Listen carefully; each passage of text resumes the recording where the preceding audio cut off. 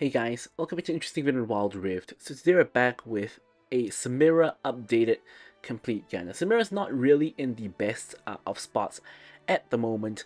However, she is still playable in pretty niche spots, as you will see in the gameplay later. But of course, before we get into that, don't forget to check out Samira's basic guide. I'll put up in the cards above right now for her skills, living order tips and tricks, as well as a couple of combos.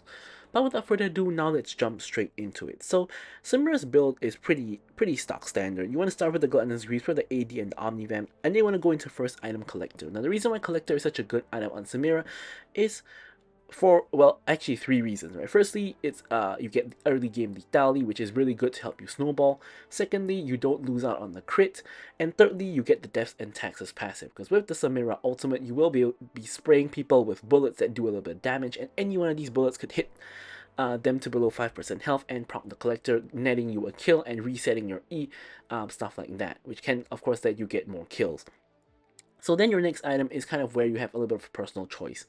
Now, firstly, you can go for either Shield Bow or Bloodthirster. Now, personally, I'm generally a bigger fan of Bloodthirster than Shield Bow, because Bloodthirster just gives you more stats, right? It gives you more AD, more physical vamp, right? However, Shield Bow is very good for the early game and is very useful in Samira because it gives you early game shield, as well as, of course, giving you comparable stats, right? Slightly less stats, but you trade it in for the shield, and the shield in the early game can make the difference when you're in your ulti and you get that shield, you get the extra physical vamp, and it could turn the fight, right? So it's kind of a choice between which one you prefer. And then you want to go into IE next, of course, for your increased attack damage as well as your increased crit damage. And then, of course, you have more reminder, armor pen, and grievous wounds, also putting you to 100% crit. Last time you're gonna go for something defensive. It's flexible. So here, as a default, I have Black Cleaver, which will help you to, of course, get more tanky with 400 max HP, as well as, of course, dealing with tanks by shredding them down. But of course, you also have a lot of other options like GA, Starex, Twin Guard. Of course, don't go for Starex if you have Shield Bow, and also, of course, Maw against heavy AP teams. So for the runes, it's always going to be Conquer, because when you stack up your passive to alt, your Conquer will be fully stacked as well, giving you AD and Omni Vamp. And then here we have Triumph, because honestly, Samira doesn't really auto attack all that much, so Brutal is not really that helpful, whereas Triumph is really helpful when you go into fights and get resets, and then you get health back. And then here you have Giant Slayer to deal with the tankier people, and then you have Bloodline just for, again, a little bit more Vamp. And here I actually go for the new Sudden Impact. So I'm testing out Sudden Impact. I tested out Sudden Impact in this game, and I realized that Sudden Impact with the buffs actually help you to deal really decent damage now. So Sudden Impact is now the way to go. And then for the spells, you want to go for Flash. Most of the time, you want to take Cleanse, because most of the time there's still some form of CC on the enemy team that you need to cleanse. If you don't need it, taking Barrier is going to be amazing as well, or Exhaust can work also. But with all that said, now let's move on to talking about the gameplay. Alright, so now let's move on to the gameplay. Of course, as usual, don't forget to like, comment, and subscribe. Any questions, queries, or remarks, feel free to leave them in the comments below. Of course, I'll be sure to address them. So, as you guys can tell from the title of the video, we're going to be falling behind just a little bit in the early game. But the beautiful thing about Samira is Samira, I think, works a lot like Katarina, which is that you can fall behind in the early game. Of course, that's not ideal, right? Ideally, you want to be even or ahead in the early game and snowball off of that. That's kind of like a winning game right there. However, if you fall behind early game, you can always get back into the game in the mid or late game, because all it takes is one disorganized team fight, which happens very often in solo queue. You go in, go to reset city, and then just take out the entire enemy team or most of it and get the shutdowns, etc. Get back into the game. So Samira is not really the best in the current meta at the moment, simply because you know, there's just a lot of champions better than her, right? I mean, number one, the support meta is an enchanter meta at the moment, right? And Samira, like Kalista, wants engagers, so already the support meta is not good for Samira, right? And secondly, just basically most champions are simply just better than her, right? So just not in a very good spot here. So here, Hook goes in from Blitzcrank onto the Brand, but you can see I basically get one shot by Varus, because this Varus actually took both Q and W level 1 and 2. Most Varuses like myself, we normally take E level 1 and Q level 2, so you only get W at level 3, and you only really have kill threat at level 3. But of course, if you did what this guy did, which is take Q level 1 into W level 2, then you of course will have the kill threat at level 2 by popping the WQ, and that's exactly what happened to me. So I was a little bit shocked by that, because that's not really the Varus standard leveling order. So I already get a death like a minute into the game, which of course is just very unideal, right?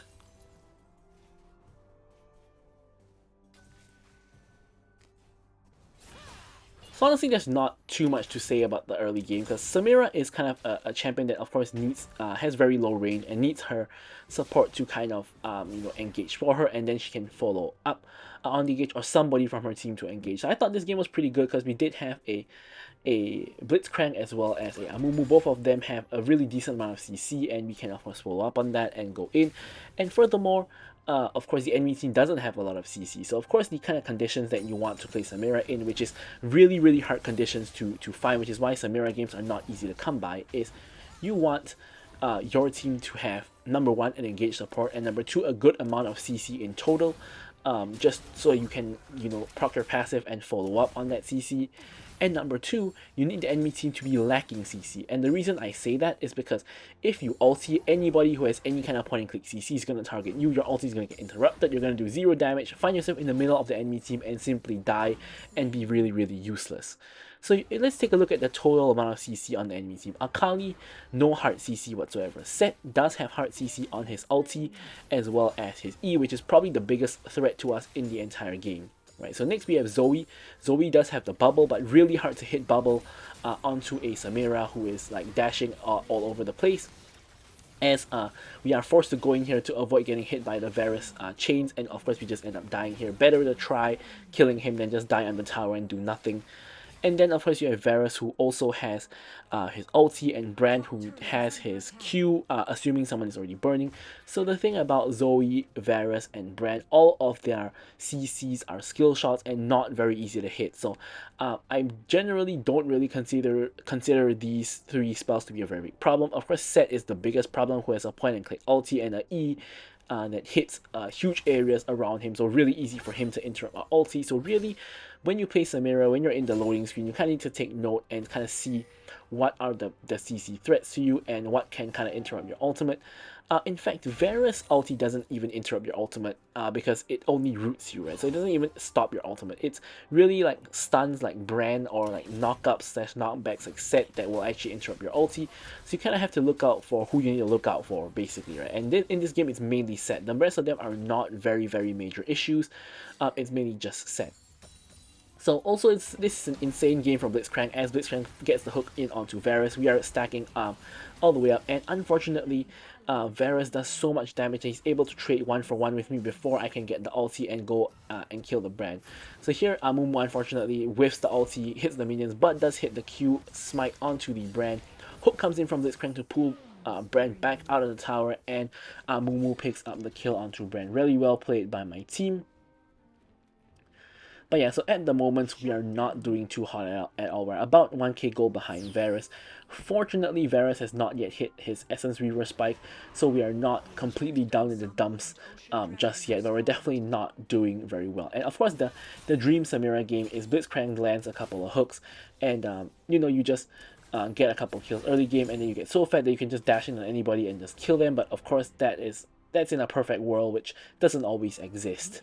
Right, but this is a really good Blitzcrank game as well, because you have champions like Brand and Varus who have 0 mobility and are very vulnerable getting hooked. Speaking of which, there is Varus getting hooked. Here we get the S rank, but unfortunately Varus flashes away, and we do get rooted. So as I mentioned just now, when you get hit by the Varus ulti, you will get rooted on the spot, but your ulti will still go through. So at the very minimum, we are able to, of course, get the damage off before we die to help our team just a little bit, allowing, of course, our Kassadin to finish off the kill onto Varus.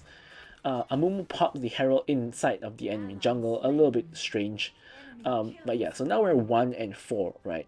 At this point in the game, we have less gold than everybody on the enemy team. We don't even have 4k gold. Everybody on the enemy team has more than 4k gold, and yeah, we're almost like lowest gold in the game, right? Me and Timo are comparable, and Blitzcrank is the only person with definitely lower gold than me, right? So this is not an amazing situation so far. Alright, but we're trying to get back into it.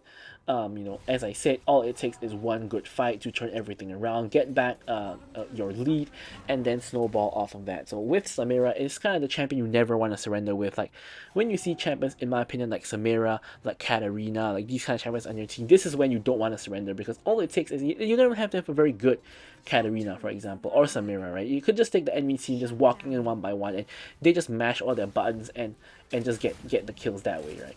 So here I'm playing very, very cautiously because I do believe that they can kill me under tower with the damage they have. However, now Blitzcrank comes in with the hook. I'm going in with the Fallout flashing in. Unfortunately, Set comes in here as well, but fortunately he doesn't actually target me, right? So here I'm able to actually kill 2 people before finally, of course, dying to a Set auto attack. Not very much can happen there, but we do get 2 kills, and we're getting accumulating a little bit of gold back from that and kind of getting back into the game. We still have less gold than everybody on the enemy team. However, we are definitely starting to get back a little bit of gold with those kills.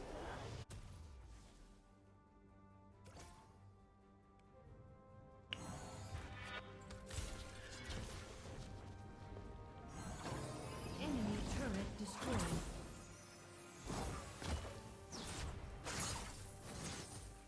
So here off of the reset, we're just gonna head back to lane and continue to keep up our farm. Of course, being this behind, we can't really make any.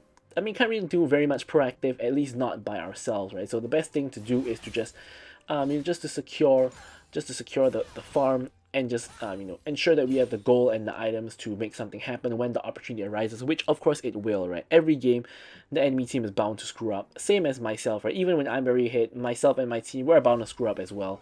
It's very rare in solo queue that if a perfectly clean game where the enemy has no opportunity whatsoever to get back into the game, that never happens. So we're just waiting for that opportunity to arise and be sure that we can take advantage of it when it does. So now we're just going to get a reset, just pick up some components.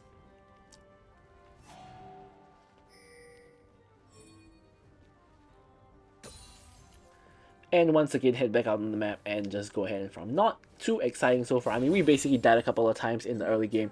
Basically, we denied what we want to do, and now we're just kind of farming. Obviously, this is not ideal for what Samira wants to do, but sometimes we don't really have a choice, right? So here, looking at the map, we can see that there's 4 people in the bot lane, 4 enemies in the bot lane. 2 of them just died, 2 of them are still there. My team is trying to conduct some kind of dive. Brand is now making his way there as well. So I'm thinking this is a perfect opportunity to just get this tower and get the solo tower goal to get myself back into the game. So just looking at what's happening now, I'm just farming this tower, and just getting this tower and this minions puts me almost on equal goal to Varus. Just look at this, right? I'm like almost even in terms of goal with the Varus right now, and this is really, really insane. Obviously, because Varus has been spanking us in the early game, in the lane. We've died to him a number of times, and now just getting even in terms of goal with him just by farming is of course always going to be amazing. This is just why you cannot really leave people who are behind just unattended and just let them farm, because you might have put them behind, but if you don't make them stay behind, they're gonna catch up, because of course of farming monsters, farming minions, farming towers even, and just the fact that you're not killing them or not putting any pressure on them just means that they're gonna go back to being in a good spot. So here the next dragon fight is here. My team is trying to contest, however Amumu is not yet here, so we cannot really do very much. Blitzcrank is taking a bunch of poke, which is not very ideal. Blitzcrank now taking the fruit, trying to restore some health. Brand completely out of position, gets caught. We take him out instantly. We get the S rank, and now we can flash into the back line with that S rank and murder everybody. Now, unfortunately here, I nearly killed the Varus, but not quite. Varus lives on 1 HP. I think that's a red buff diff, where Varus had red buff to slow me down and do extra damage, whereas I was lacking the red buff because there's no team-wide buff share yet at the moment, and as a result, he was barely able to kill me. But even so, right, just getting those 2 kills and then dying to him, I'm now actually ahead of gold compared to the Varus by about 300 gold, which is about 1 kill's worth of gold, and that kind of just highlights how with Samira especially, you never want to give up in the game, and you always want to find opportunities to come back. I would say that that fight went really, really well. Of course, where Blitzcrank got the hook onto the brand, we got 3 stacks of the brand as well as the kill, and then we can just ult into the back line. And just look at this fat wave that we're picking up right here as well, widening our lead to 500 gold over the Varus. Now here we see Akali. Akali's really fat. She's 7-1. We want nothing to do with her. We're running away. And here, we're trying to find opportunity to go in. There we go. We're going in onto the Varus, who already has no flash from the previous play. Akali now is caught in a 1v3, and we get the kill on her and the shutdown as well. And now, out of nowhere, we're suddenly back in the swing of things. And in fact, Set now just goes in 1v3. We're just gonna murder him as well. Why not? And now, out of the blue, out of nowhere, we now have more gold than everybody on the entire enemy team. In fact, the only person in the game with more gold than us is our own Amumu, who has gone insanely fat in the early game. And yeah, just like that, just looking for opportunities to go in when the enemy team is not playing together as a team. Just like that, we are just back into it, and now we're only less than 900 gold away from picking up IE and getting a 3-item power spike, and then just being in position to just take over the game, from there. So now the whole enemy team is on the other side of the map. Now we're just here farming the skull and just going up to the top wave just to help out Blitzcrank. Blitzcrank still has support item that's not yet proc, so we're just gonna help out the Blitzcrank to proc the support item, getting the extra gold. And here we see Set in the jungle, but honestly Set is not really the target we want to fight because he's tanky. It's not very easy to kill him. Blitzcrank hooks him in. I'm just gonna get some free damage onto him, but I'm not really trying to overcommit onto killing him because, yeah, we definitely don't want to be dashing in onto a Set who can ult us back into his team or whatnot. Like here we get the IE gold, so we're gonna back and pick up IE. And we're now on 3 items with a ton of gold, being very, very fat. Now we're in that kind of dream Samira position where you can just dash in, murder everybody, and get a pentakill, thing like that. Of course, we don't get a pentakill this game, but you guys get what I mean. Like we're in that state where we can, go in and cause havoc.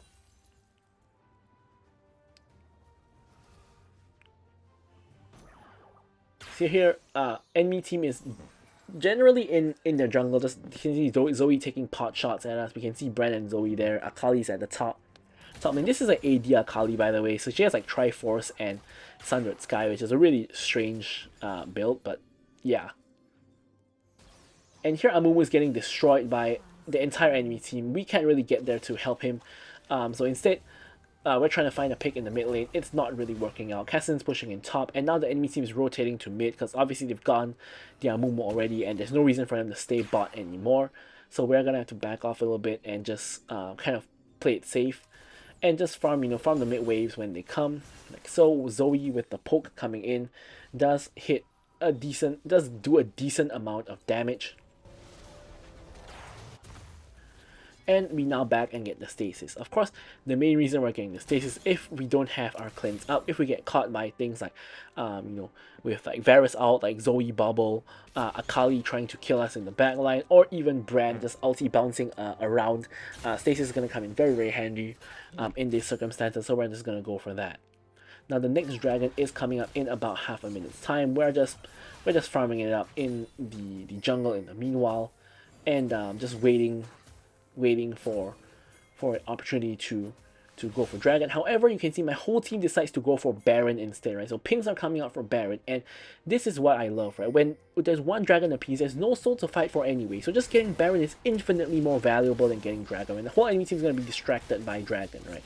So here I think the enemy team must realize something is up, because Zoe is just walking here when she doesn't really have a reason to, as is Varus. We secure it, and in the meantime, Amumu, our jungler, refuses to actually come here, so this was pretty dangerous. Instead, Amumu is fighting the entire enemy team at the dragon area. However, Amumu, because he's so fat, he is really, really tanky. He has like 3 full items. He actually survives the enemy team, and we're actually all ready to contest the dragon as well. Now here, we dash in, and then here we go in with the ulti, basically murder everybody. Varus is going down as well. Set's the only one left alive aside from Akali, and Set's not going to be able to fight all of us. We're just going to assassinate him, and we pick up a triple kill. And Akali is the only one left alive. We even get the dragon after getting the Baron, so with a lot of gold, we're going to now reset, pick up our components. Here we actually swap to magic resist boots, because of course we have Bran and Zoe as well. Of course, Akali is not actually a magic damage champion in this particular game, so I mean you could argue that going for AD is good as well. Varus also has that Riftmaker that also gives him AP, things like that. So we're just gonna go for that. So now here Akali is in the top lane fighting Amumu 1v1. Amumu is super duper tanky and Akali is not able to kill him. Whole enemy team goes to the top lane, and here I'm just pushing in the bot lane here because no one is really stopping me, right? So here I'm once again getting a lot of free farm as well as just going for this tower. Cassidy is actually now hopping over it. Now here Set tries to go on me, flashes on top of me, CCs me for days, and here I'm just trying to stack up. I get to my S rank, I pop my ulti, and I pop the CC. Look at that pose, by the way, that's really cool. And we do get the Triumph proc to ensure that we are not like 1 HP. So here I'm really close to getting the more reminder. So in this case I'm gonna just get the enemy Gromp, and that gives me enough gold. Reset, get the more reminder. We're now at 100% crit. And honestly, last item, as I said, you have a lot of options that you could go for. Yeah, but anyways, we may not even make it there with this Baron, and with this push we might be able to take the enemy team out already. So here on the way, we're just farming up the jungle. By the way, Amumu has, number one, he has no gargoyles, which is a crime considering you get 500 gold for like insane tankiness. And number two, he has GA, which is another crime because you don't ever go for that as a tank. That's a carry kind of item, right? Like, yeah, I don't know, but anyways, yeah, Amumu with some really sus itemization to say the least. Hook, you look at the dodge by Zoe, by the way. The Zoe dodged the hook using her ulti, and Brand ulti, I'm just gonna W to cancel the Brand ulti. Set runs into a couple of shrooms, runs into Teemo. Set caught up position. Amumu ulti goes in onto 4 people, and unfortunately ulti is not really hitting a lot of people, so I'm trying to change that, but we are able to take out everybody aside from the Varus. Now at this point is where I think my team is trolling, right? So now we are 4v1 with a wave coming in mid with the Varus on 1 HP. So here all we need to do is take out this tower and end the game. But Cassidy walks away, Amumu walks away, I'm pinging to end the game, and Teemo walks away as well. Like, what is going on here? Why are we not ending the game? And I'm thinking this is so troll, right? Baron and Elder are now both up, so if we don't end the game here, we have to fight an Elder, we have to fight a Baron again, and we could risk losing the game. I mean, regardless of whether objectives are up or not, right? Any opportunity you have to end the game, you gotta be taking it, right? The whole aim of the game is to explode the Nexus, so why are we not doing it? Like, I single-handedly already did half the health of the Nexus. If I had like 3 other people here, it's a free win. Varus cannot even stop me from attacking the Nexus if I have my whole team here. So anyways, my whole team refuses to end the game. So unfortunately, I have to just come over to Elder and secure that. We hopefully secure Elder and secure the game. Amumu actually hops out of the pit. There's my jungler for you. Thankfully, we secured the Elder Dragon, and now we're back in the game-winning position where now we have Elder, and the enemy team cannot really fight us. Set getting caught out of position, tries to use the Blitzcrank to jump to safety. I get my ulti now. I'm going in with the ulti, dashing in, getting everybody killed, and then popping the stasis, dashing back out of the tower. Pretty clean, if I do say so myself. And now, once again, only Akali is left alive. And now all we need to do is to hit the Nexus and end the game. Now, we don't really know where Akali is. Until now, Teemo spots Akali in the bot lane, and then that's when we know the game is won for sure. So here we get the dub, and yeah, I'm gonna leave you guys with the stats as usual. Thank you so much for watching the video, and goodbye.